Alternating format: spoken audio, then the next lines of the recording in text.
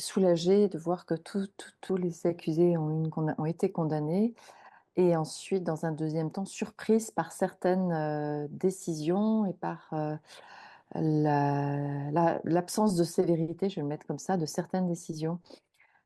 Je rappelle qu'aujourd'hui, la moyenne des condamnations pour viol, donc on prend les bah, c'est une moyenne, donc les moyens, on est à environ 11 ans. C'est 11 ans et quelques mois.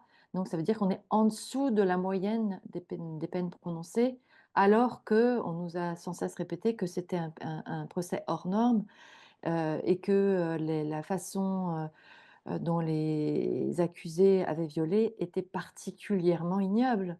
Il y aura un avant ou un après procès Pellico, c'est beaucoup trop tôt pour le dire. Je crois que le fait que ce procès ait été régulièrement présenté par la presse comme un procès hors norme fait qu'il est facile à mettre à distance aussi.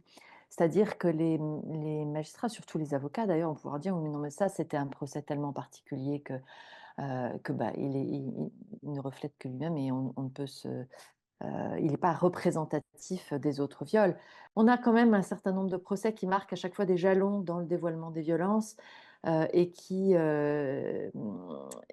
rappellent la banalité du viol en France, qui rappellent à quel point notre société est, dans un seuil d'acceptation sociale des violences sexuelles à l'encontre des femmes qui est, phénoménal, extrêmement inquiétant.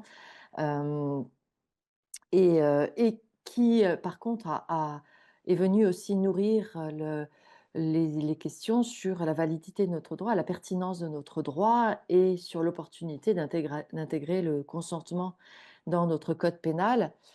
Et si je reformule, ça voudrait dire que si nous avions dans notre droit pénal français l'obligation pour la personne qui initie un contact sexuel de s'assurer du consentement libre de toute coercition de l'autre, bah, très clairement, les accusés n'auraient même pas pu plaider une croyance au consentement puisque Madame Pellicot n'a jamais dit oui.